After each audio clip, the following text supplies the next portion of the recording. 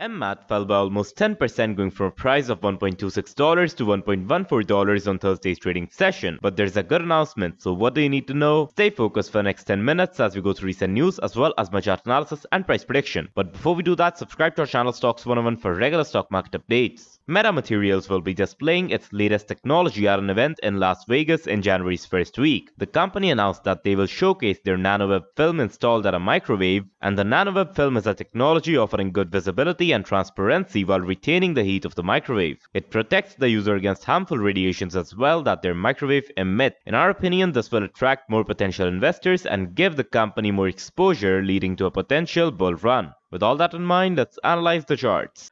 So as you guys can see right here now in the 1-day chart for MMAT, and as always we'll first analyze the 1-day chart, then the 1-hour chart, and to end it off we'll get to the 5-minute chart. And today we'll first talk about MMAT, and then later on in this video we will talk about MMTLP and the current situation going on.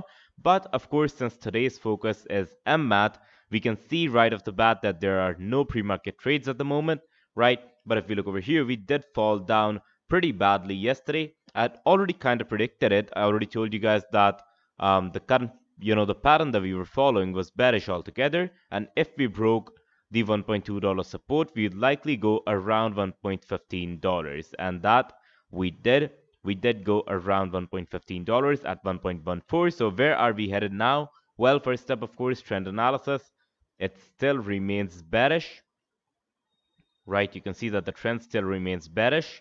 And of course, this is not exactly a good news, but at the same time, all of us were kind of already expecting it. And all we can do, in my opinion, is wait for the big event around 5 and 8 January, right? It's between 5th and 8th January in Las Vegas. So once that happens, I believe a lot more volumes might kick in. And if you're wondering where the volume is, my indicators apparently got erased. So I'll have to put them on, but I'll do that later on. Right? At the current moment, all we need to concern ourselves with is that MMAT is falling down. So where is that headed? In my opinion, this is a well-required pullback, so we probably shouldn't worry much about it, right? If we look at the overall price action, of course, we did go down, go up from like 65 cents to a high of about 2.3 cents, $2.3, after which we fell down to $1.14. So we're already half in value from over here, the high that we made. We did fall down by about 50% exactly. And what's going to happen now, in my opinion, is that we probably will fall below the $1 mark around, Monday or before at least this year ends, right? So before the year ends, I believe that we will fall below $1. Is it a good time to buy? In my opinion, there will be better times to buy, and at the same time, that does not disregard the fact that MMAT might be a good play in the future.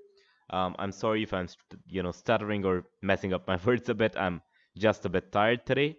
And anyways, coming back to the video, I personally believe that MMAT, as I always tell you in every single video, has good potential, but at the same time, it is a risky bet.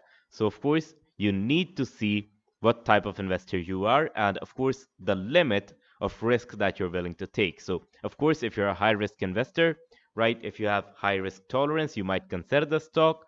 And at the same time, the way I personally trade these stocks is by keeping my investment the same size as I would have kept the stop loss in a normal trade. And of course, just let it run, no stop loss, no target, let it run, right? That is the way that I trade. So I would probably put in $100, let's say at $2, and then I would be like, hey, I have a $50 stop loss. So once it goes down to $1, I will book my losses. And as for my target, I want it to go down to $4 so I can have a 1-to-2 ratio trade. But in this stock particularly, if I have a $50 stop loss, right, then I would simply put in $50. Either it goes to zero or it goes $10 or $15. That is the way that I trade these highly risk-filled stock, I would say, right? So at the same time, there are a few things to be considered, right? MMAT is more like a sleeping giant, I would say, because it does have a lot of IPs, a lot of information, a lot of data, a lot of projects that it can work on. They might not be working on it right now, but they can work on them.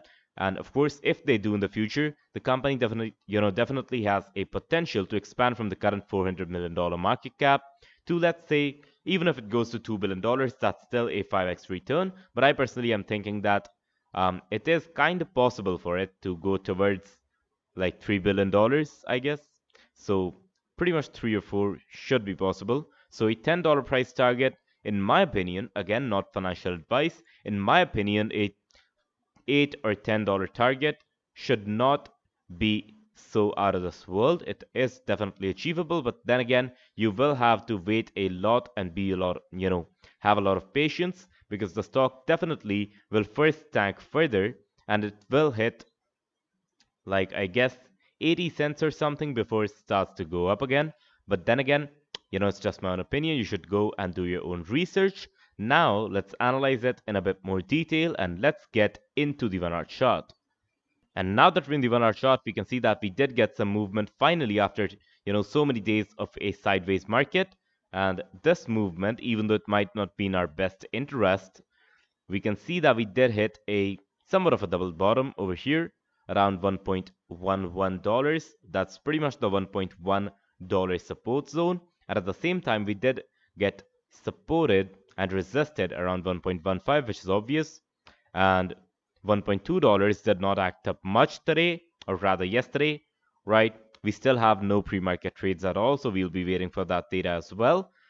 In my opinion, we probably should get a, let's see, we probably should get a gap down today, probably somewhere around here, I guess, $1.13, I guess, probably $1.13 should be a decent gap down, and we might even get a recovery today after we get the gap down. As long as we don't get a gap down that's, that goes below $1.12, that's pretty decent in my opinion, and we should be able to bounce back from the $1.12 support and then go towards 1.15, maybe break that, and hopefully get a green candle today. Of course, there are a few levels that I want you guys to keep in mind. The first one, of course, as I already told you, $1.12 is an important support. And if we talk about resistance levels, 1.14 and 1.15, both of these are important. Down over here, 1.1 is, of course, a good support, 1.08. And over here, if we talk about resistance, 1.16 and 1.18 are important levels to watch out for as well. So you can mark these on your chart. Again, not financial advice, but they might help you trade. And that's, of course, some sort of an educational thing, because it will also help you, analyze charts and learn how to analyze charts better. But with that, we'll have to jump onto the 5-minute chart, because I believe there's nothing much left in the 1 hour chart for us to analyze. So as you guys can see right here now in the 5-minute chart, and of course I do have my volume indicator back over here. If we look at the first half of the price, we did fall down, including the gap down, by about 12.6%, after which we did see a recovery, making a high of about 6.5%, and then closing the day around 3% over here. Right, at the same time 9.5% in the red, so that's nothing to celebrate. But at the same time, if we were to predict today's movement looking at this chart alone, we can guess that we have some important levels. First up, of course, 1.14. I already told you guys about this, right? So you can mark that on your own chart as well. If we get a gap down between 1.14 and 1.12, preferably at 1.13, as I already told you, we should be in a good position to touch 1.12 in our opening candle, and then in the first few hours of volume we should be able to go up. Now, of course, considering the fact that we already fell by like 10% in a single day, I don't believe that the selling volumes should continue. But then again, the market condition will play a huge role in that as well. So let's quickly see any stock. Let's see Meta, where it's headed. Let's see, we did get a gap up over here.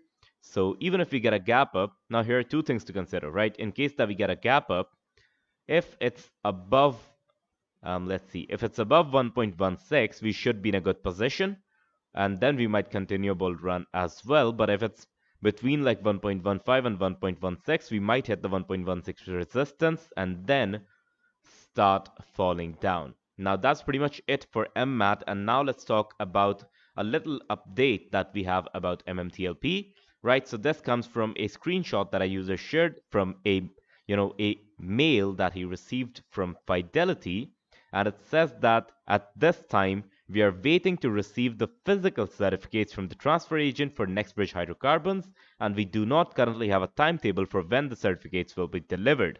Right? This is a bit contradicting to the statement that, of course, Meta has, or rather Metamaterials has finished all of the stuff that was to do with NextBridge, because of course if they have not received it from the transfer agent, that still needs attention, right? It definitely needs to be looked after, I guess, right?